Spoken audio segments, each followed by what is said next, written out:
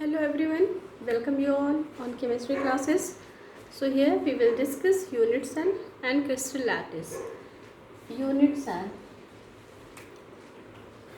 जैसे कि we are living organism और हमारी जो बेसिक यूनिट है that is cell. Same as अगर हम मैटर की बात करें तो उनकी जो यूनिट सेल होती है नॉन लिविंग थिंग्स की एटम. क्लियर. सेम एज अगर हम एक क्रिस्टल की बात करें, जैसे आपने डायमंड देखा होगा एंड सोडियम क्लोराइड देखा होगा, क्वार्ट्ज देखा होगा, तो अगर हम उस क्रिस्टल की बात करें तो बहुत बड़ा सा वो क्रिस्टल बना होता है.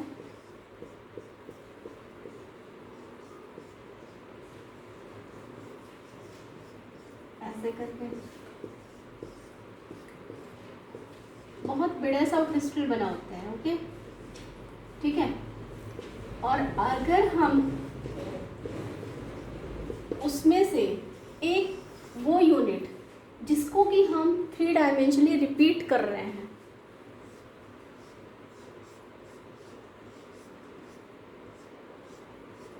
इस यूनिट सेल को हम एक्स प्लेन पे, ये क्यूब है, आपको पता है ना क्यूब क्या होता है, क्यूब है ये, और इस क्यूब को हम एक्स वाई जेड तीनों प्लेन पे 3 डायमेंशनली इसको अरेंज करते जाएं.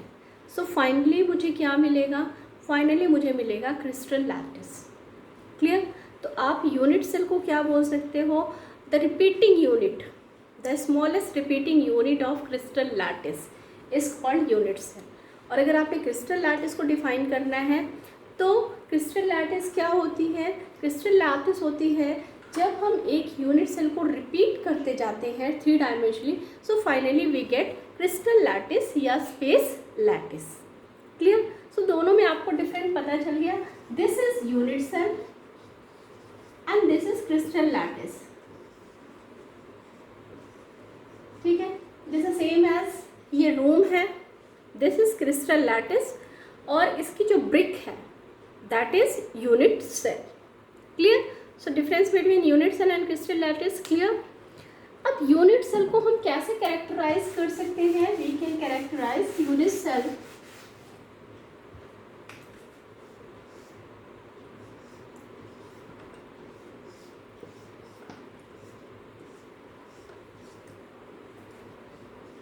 एक तो इसकी ये जो आर्म है LBH, एक क्यूब में 3 चीज़ें होती है ना, लेंथ, ब्रेथ, हाइट.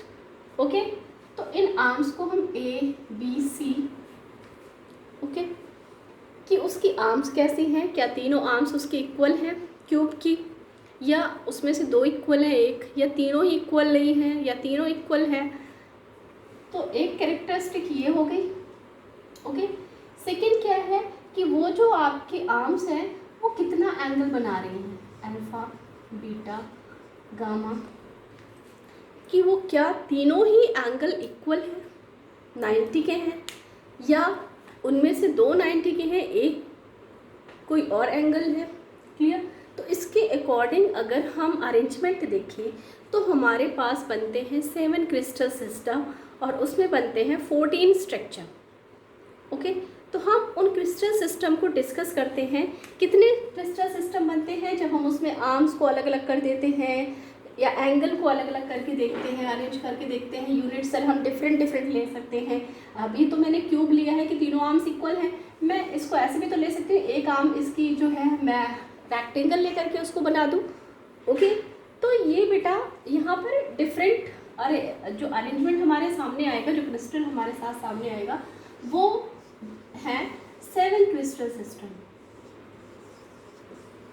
और उन 7 क्रिस्टल सिस्टम में 14 स्ट्रक्चर्स बनते हैं जिनको हम कहते हैं ब्रेविस लैटिस. ओके. तो ये आपकी बुक में ड्रॉ है. अब इनको लेकिन लर्न कैसे करना है वो हम देखते हैं. तो पहले जो है क्रिस्टल सिस्टम, फर्स्ट क्यूबिक और सेकेंड ट्राइक्लिनिक. इन दोनों को एक साथ लिख लो. कौन सा क्रिस्टल सिस्टम मैंने बताया, cubic and triclinic.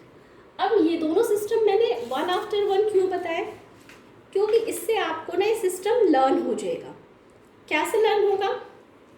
Cubic, cubic याद रखना, इसमें हाँ ABC इनको हम बोलते हैं एक्सियल लेंथ और अल्फा बीटा गामा को एक्सियल एंगल। क्यूबिक में क्या होती हैं? तीनों लेंथ ABC तीनों ही इक्वल होती हैं। A is equal to B is equal to C, तीनों आर्म्स इक्वल होती हैं एंड तीनों एंगल्स भी इक्वल होते हैं and it is equal to 90। किसके इक्वल होता है? 90 के इक्वल होते हैं। और इसके एग्जाम्पल आपको यहीं पर समझ में आ गया होगा। एक एग्जाम्पल तो आपको अच्छी तरह से पता है और वो है सोडियम क्लोराइड। और भी एग्जाम्पल अगर आपने लेने हैं, जिंक सल्फाइड। ओके, तो ये हो गया क्यूबिक की। अब इसके तुरंत आफ्टर मैंने जो है ट्राइक्लिनिक क्यों लिखा? Because cubic is most symmetrical crystal system. ये सबसे ज़्यादा सिमेट्रिकल क्रिस्टल सिस्टम है। वाई? बिकॉज इसमें आर्म्स भी इक्वल है और इसमें एंगल्स भी इक्वल हैं। ट्राइक्लिनिक में, triclinic is most unsymmetrical system है। इसमें ना तो कोई आर्म इक्वल है, ओके, एंड ना ही कोई एंगल इक्वल है। क्या है ट्राइक्लिनिक में? ट्राइक्लिनिक में ना तो कोई आर्म इक्वल है और ना ही कोई एंगल इक्वल है 90 की। ओके, तो ये है ट्राइक्लिनिक। ट्राइक्लिनिक में कॉपर सल्फेट सॉल्ट ले लेना। कितने वाटर होते हैं इसमें? 5H2O। कितने वाटर होते हैं? 5H2O। और पोटेशियम डाइक्रोमेट, जो मैंने आज जिसकी प्रॉपर्टीज आपको अच्छी तरह से कराई है। तो ये हो गए cubic and this one is triclinic. तो आई थिंक ये आपको अच्छी तरह से याद रहेंगे। दिस इज मोस्ट सिमेट्रिकल, इसमें सारे आर्म्स इक्वल है और इसमें सारे एंगल इक्वल है। ठीक है। दिस इज मोस्ट अनसिमेट्रिकल, इसमें ना ही कोई आर्म इक्वल है और ना ही कोई एंगल इक्वल है। समझ में आ गया आपको? क्लियर है? अब आपने अगला सिस्टम कैसे याद रखना है? अगला सिस्टम है ट्राइगोनल। तो जब भी ट्राइगोनल टर्म आए, इसका एक और नेम है रोम्बोहेड्रन। तो जब ट्राइगोनल सिस्टम आए तो इसको आप कैसे करोगे? इसको ऐसे करके ना ट्राइगोनल याद रखना कि भी ये ट्राइगोनल। ओके, अब ट्राइगोनल में आपको पता है कि तीनों आर्म्स इक्वल होती है ना, तीनों आर्म्स इक्वल होती है। ओके, तीनों एंगल भी इक्वल होते हैं। ऐसे करके इसको याद रखना, तीनों एंगल इक्वल है, बट ये एंगल 90 के नहीं होते। इसको ऐसे करके याद रखोगे तो आपको भूलेगा नहीं कि ये एंगल जो है वो इक्वल तो होते हैं, बट ये एंगल 90 के इक्वल नहीं होते हैं। ओके, याद रहेगा आपको? ठीक है। और इसका एग्जाम्पल कैल्शियम कार्बोनेट के क्रिस्टल, ट्राइगोनल होता है उनका स्ट्रक्चर, या HGS सिनेबार जिसको बोलते हैं, ये इसके एग्जाम्पल है। आई थिंक थर्ड सिस्टम भी आपको अच्छी तरह से लर्न हो गया होगा कि तीनों आर्म्स इक्वल हैं, तीनों एंगल इक्वल है, बट एंगल 90 के इक्वल नहीं है। अब हम आते हैं फोर्थ सिस्टम कैसे याद रखना है। फोर्थ सिस्टम याद रखना टेट्रागोनल। अब टेट्रागोनल को आप कैसे याद रखोगे? इसको ना ऐसे करके याद रखना कि टेट्रागोनल स्ट्रक्चर ये होता है, ठीक है, और एक आर्म पीछे होती है। ठीक है, क्लियर? टेट्रागोनल सिस्टम ऐसे करके याद रखोगे कि इसकी एक आर्म थोड़ा ज़्यादा लंबी होती है और बाकी एक ये 2 आर्म्स हो गई और ये इनके बीच के एंगल हो गए। ओके, याद रहेगा? तो आप इसके अकॉर्डिंग जो है याद रखना कि इसकी 2 आर्म्स तो इक्वल होती है, बट एक आर्म इक्वल नहीं होती, एक ज़्यादा लंबी होती है। ओके, एंगल इसके सारे इक्वल होते हैं और 90 के होते हैं। तो टेट्रागोनल भी लर्न हो गया। और टेट्रागोनल के एग्जाम्पल जो है वो याद रखना, टाइटेनियम ऑक्साइड, स्टेनस ऑक्साइड, ये टेट्रागोनल के स्ट्रक्चर हैं। इनके जो क्रिस्टल होते हैं वो टेट्रागोनल होते हैं। फिर ये भी आपको इजीली लर्न हो जाएगा, हेक्सागोनल। हेक्सागोनल से ही आपने समझ लेना हेक्सागन। बनाओ हेक्सागन, यही तो होता है हेक्सागन, है ना। ग्रेफाइट का स्ट्रक्चर याद है, हेक्सागन। ओके, अब इस हेक्सागन को देखो बेटा, ये है, सपोज मैं इन 3 आर्म्स की बात कर रही हूँ,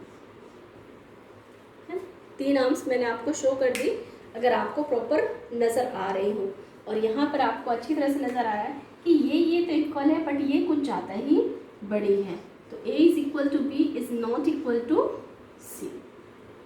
ओके, ठीक है, A is equal to B is not equal to C। अब आते हैं इसके बीच के एंगल में। तो बीच के एंगल में जो है आपके बाकी तो 90 के एंगल बनेंगे, लेकिन इस एंगल को ज़रा ध्यान से देखो, ये आपका 90 का नहीं, ये कितने का होगा, 120 का होगा। तो यहाँ पर हेक्सागन में याद रखना कि 2 एंगल तो होंगे 90 के, लेकिन एक एंगल जो होगा वो 120 का होगा। ओके, और इसका एग्जाम्पल तो आपको पता ही है, कौन सा है, अभी तो इसका स्ट्रक्चर बनाया था मैंने, ग्रेफाइट।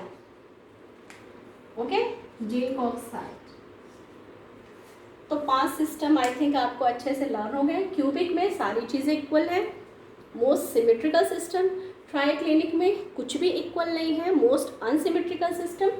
ट्राइगनल में तीनों आर्म्स इक्वल हैं बट एंगल जो है वो सारे इक्वल है, बट 120 के वो 60 करके होते हैं, वो 90 के इक्वल नहीं होते, ऐसे करके याद रखना।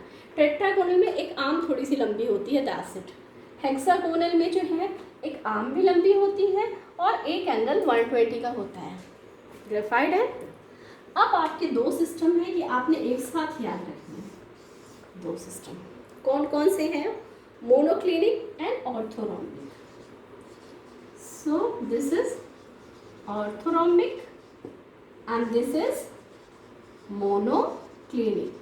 पहले तो इनके नेम याद रखो, लास्ट वाले जो हमारे पास 2 बचते हैं वो क्या है, ऑर्थोरोम्बिक एंड मोनोक्लिनिक। अब इनमें क्या रिलेशन है, बस इसको ऐसे याद रखना कि आपने ऑर्थोरोम्बिक पहले लिखा था मोनोक्लिनिक। ओके, तो ऑर्थोरोम्बिक में एक आर्म इक्वल नहीं होती और मोनोक्लिनिक में कोई भी आर्म इक्वल नहीं होती।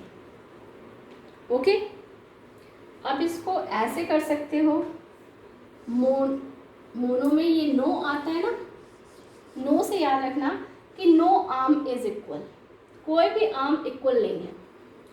ऑर्थो में 1 जो आ रहा है तो 1 आर्म जो है वो इक्वल नहीं है, ऐसे करके याद रखना। नो का मतलब कोई भी आर्म इक्वल नहीं है, एंड ऑर्थो में 1 आ रहा है, ओ आ रहा है, एक आर्म है जो इक्वल नहीं है।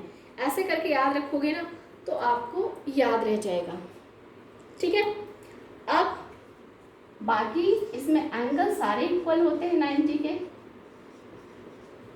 ओके, और इसमें सारे एंगल इक्वल होते हैं बट इसमें 2 एंगल इक्वल होते हैं 90 के, और एक एंगल नहीं होता 90 के। ऐसे करके आपने इसको याद रखना है। इसका एग्जाम्पल ले लेना रोम्बिक सल्फर और इसका एग्जाम्पल ले लेना मोनोक्लिनिक सल्फर। ओके, एक बार फिर से रिपीट करूं, चलो वापस रिपीट कर देती हूँ। और अब ये 7 सिस्टम आपके पास हो गए। क्यूबिक मोस्ट सिमेट्रिकल, जिसमें सारी चीज़ें इक्वल है। ट्राइक्लिनिक, जिसमें कुछ भी इक्वल नहीं है, ना तो कोई आर्म इक्वल है ना ही कोई एंगल।